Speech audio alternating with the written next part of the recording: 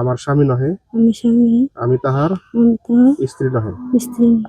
একটা বিয়ে বাসরে তো একটা মেয়ে বিষ খায়, টিকটকার প্রেমিকের কাছে চলে যাওয়ার নিগে, মানে কতটা কঠিন পরিস্থিতি।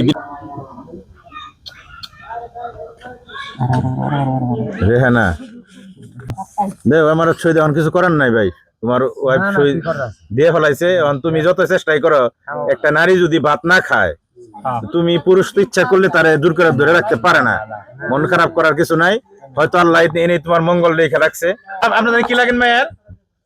মামা, মেয়ের মাও লাগেন? জি।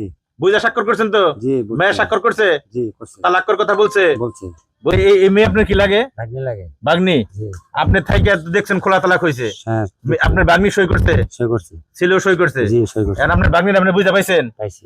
আপনারা ইতিমধ্যেই জানেন, এই যে আমার পাশে বসে আছে রেহানা। রেহানাকে একটু দেখাবেন। রেহানা কিন্তু এখন, তোমার নাম কি ভাই?